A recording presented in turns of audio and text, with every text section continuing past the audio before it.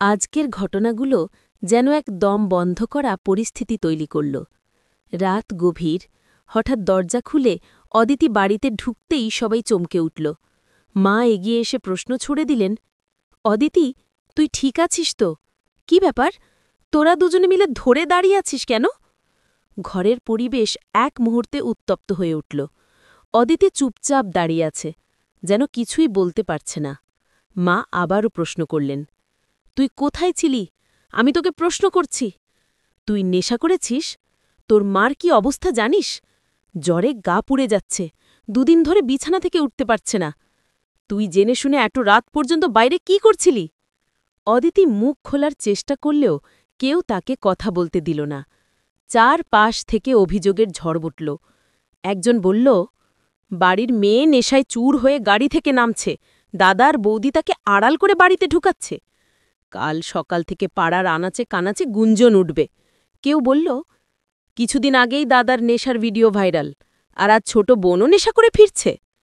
অপমান আর সন্দেহে ভরা দৃষ্টিতে সবাই অদিতির দিকে তাকিয়ে রইল। অথচ সত্যি ঘটনাটা ছিল ভিন্ন। অদিতিকে কয়েকজন বদমাইশ ছেলে নেশা খাওয়ানোর চেষ্টা করছিল। সেখান থেকে দাদা আর সত্যজিৎ তাকে বাঁচিয়ে নিয়ে এসেছে। তবুও কেউ মানতে চাইছে না। মা ভেঙে পড়ে বললেন, এই মেয়েকে কে বিয়ে করবে এখন? এমন সময় সত্যজিৎ এগিয়ে এসে জানালেন, আমাকে যদি যোগ্য মনে করেন, আমি অদিতির দায়িত্ব নিতে চাই। মুহূর্তেই সবাই স্তব্ধ। কৃষ্ণা লাজুক কণ্ঠে বলল, অদিতি সত্যিই স্যারকে পছন্দ করে। পিসিমণিও বললেন, এমন পাত্র পাওয়া সৌভাগ্যের। কিন্তু এই কথাতেই নতুন ঝড় উঠল। কেউ বিদ্রুপ করে বলল, অফিসারকে বিয়ে করলে অদিতির দেমাকে আর মাটিতে পা পড়বে না। রাঙার প্রভাব নিয়ে ফিসফিসানি শুরু হল। সত্যজিৎ যদি ঘরে আসে তবে রাঙার কর্তৃত্ব বেড়ে যাবে। এরই মধ্যে আহিরি কড়া স্বরে বলল, আমি এই বাড়ির মান সম্মান নিয়েই কথা বলবো। আমাকে তো জীবনের 50% অধিকার দেওয়া হয়েছে, আমি তা ছেড়ে দেব কেন? রাঙাকে উদ্দেশ্য করে বলল, তুমি আসার আগেই আমার অধিকার ছিল, আমি শুধু অর্ধেক ছেড়ে দিয়েছি, বাকি অর্ধেক আমারই। চারদিকে গুঞ্জন উঠল। আহিরি নাকি মিথ্যে অজুহাত দেখিয়ে বাড়িতে এসেছে। তার সমস্ত কান্নাকাটি, অপমানিত হওয়ার গল্প নাকি সাজানো নাটক। কেউ সন্দেহ করল, বাচ্চা নষ্ট হওয়ার গল্প হয়তো মিথ্যে। পরিস্থিতি আরও জটিল হল।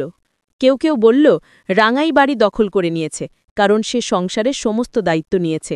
তোমরা কেউ কাজ করনি, তাই আজকে সাইড লাইনে চলে গেছ। বড় বৌদি উত্তর দিলেন, আমি কেন কাজ করব? কাজ করার জন্য তো লোক আছে। তাতেই সবাই বলল, তাহলে রাঙা আরও শক্ত হয়ে যাবে, তোমাদের সম্মান কখনো ফিরবে না। চুপচাপ দাঁড়িয়ে থাকা অদিতির চোখে জল। একদিকে মায়ের সন্দেহ, অন্যদিকে পাড়ার গুঞ্জন, আবার পরিবারের অভ্যন্তরীণ দ্বন্দ্ব। কৃষ্ণা সান্ত্বনা দিয়ে বলল, পিসিমণি, অদিতির দোষ নেই, আমরা ওকে খারাপ ছেলেদের হাত থেকে উদ্ধার করেছি। সত্যজিৎও সমর্থন করলেন, ওই ছেলেরা গ্রেফতার হয়েছে, আর চিন্তার কিছু নেই। কিন্তু তবুও পরিবারের ভেতরে ফাটল স্পষ্ট। আহিরি তখন ষড়যন্ত্রের শুলে বলল, আমাদের সময় এসেছে রাঙাকে সরিয়ে দেওয়ার।